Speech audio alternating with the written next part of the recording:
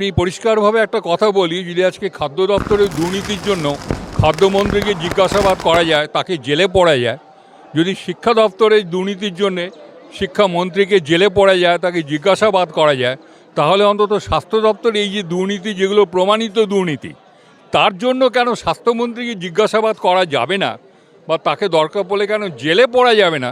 আমি জানি না এই দাবিটা কেন উঠছে না।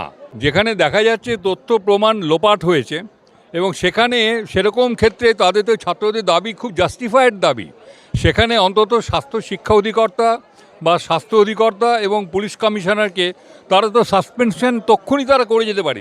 মনে রাখবেন, কিন্তু সাসপেনশন কিন্তু কোনো শাস্তি নয়। সাসপেনশন মানে শুধু জায়গা থেকে তাকে সরিয়ে দেওয়া, পরবর্তীকালে যা বিচার হওয়ার হবে সেটা তো উনি করতেই পারতেন।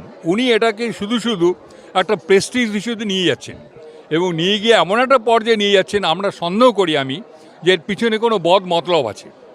এই বদ মতলবের জন্য এই আন্দোলনটাকে তারা এই পর্যায়ে নিয়ে এসছে। দেখুন, আমার লজ্জায় মাথা কাটা যায়। আমি আরজিকর মেডিকেল কলেজের একজন প্রাক্তন ছাত্র। আরজিকরে আমি অধ্যাপনা করেছি, আমি ডিপার্টমেন্টাল বিভাগীয় প্রধান ছিলাম, যদিও আরজিকরে আমি কখনো প্রিন্সিপাল ছিলাম না, অন্য কলেজের প্রিন্সিপাল। লজ্জায় মাথা কাটা যাচ্ছে, বিশ্বাস করুন। আর কাউকে পরিচয় দেওয়ার মতন আগে একটা শ্লাঘা অনুভব করতাম, এখন অনুভব করি না। এখন মনে হয় যে এই জীবন নানা খাই বোধ হয় ভালো। লজ্জায় মরে যাই আমি। উনি কিছু জানতেন না যদি বলা হয়, তাহলে বলতে হবে যে উনি কি অন্ধ?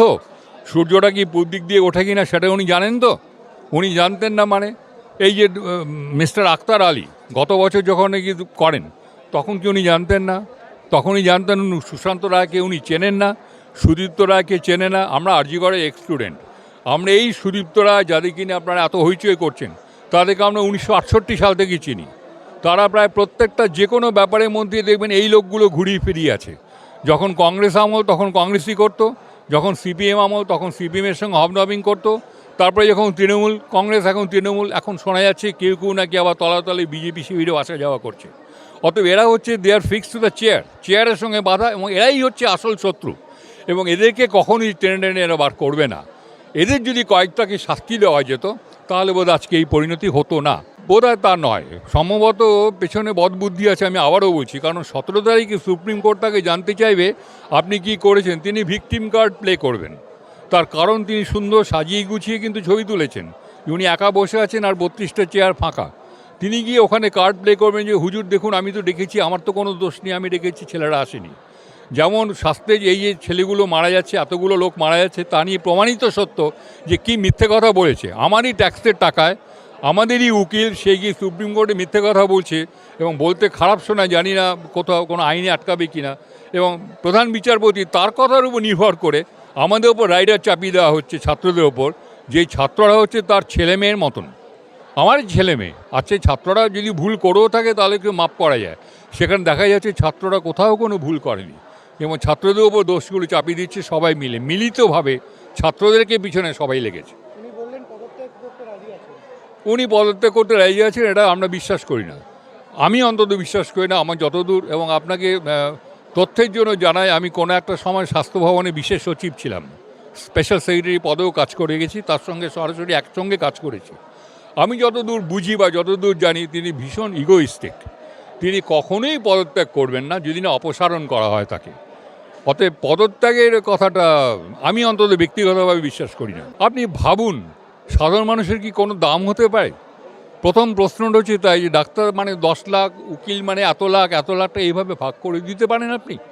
একটা মানুষের জীবন কি এইভাবে করা যায়? একজন ডাক্তারের জীবন নয় শুধু, আমি যদি ডাক্তার না হয়ে যদি মেয়ে টেটে সাধারণ মেয়ে হতো, তাকে কি 2 লাখ টাকা দিতেন? এটা কি হতে পারে? আর দে ইন সেন্স? ব্যর্থ নয়, বদমাইশি। ব্যর্থ কেন বলবেন? ব্যর্থ হচ্ছে যে চেষ্টা করে গিয়ে কাজটা করতে পারে না, তাকে বলে ব্যর্থ। আমি পরীক্ষা দিলাম, ঘাটাঘাটি করলাম, করে পরীক্ষাতে ফেল করলাম, আমি ব্যর্থ। আমি যদি প্রথম থেকে আমার ধান্দা থাকে যে পড়াশোনা করব না, কিছু না, কিন্তু পরীক্ষার সময় নম্বর নিয়ে বেরিয়ে আসবো, তাকে বলে বদমাইশি। আমি তাকে ব্যর্থ বলি না, আমি তাকে বলি বদমাইশি। প্রথম থেকে উনি জানেন না সুশান্ত রায়কে, উনি চেনেন না শ্যামাপদ দাসকে, উনি চেনেন না। কেন চিনব না? শ্যামাপদ দাসের নাম কে না জানে? Who doesn't know him? না চেনার কি আছে?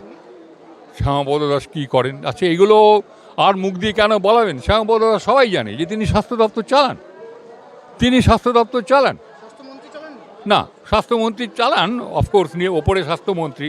শুনুন, সরকারি আইনে অ্যাকচুয়ালি স্বাস্থ্যমন্ত্রীও চলে না, সরকারি আইনে চালায় স্বাস্থ্য সচিব, তার সই ছাড়া কোনো কাজ হয় না। কিন্তু তার আগেও তো অন্যান্য জিনিস তৈরি হয়, তার আগে সিদ্ধান্ত হয়, সিদ্ধান্তটা কোথায় হয়? কে না জানে শ্যামাপদ দাসের কথা, সুশান্ত রায়ের কথা, সুদীপ্ত রায়ের কথা, এরা সব সিনিয়র লোক।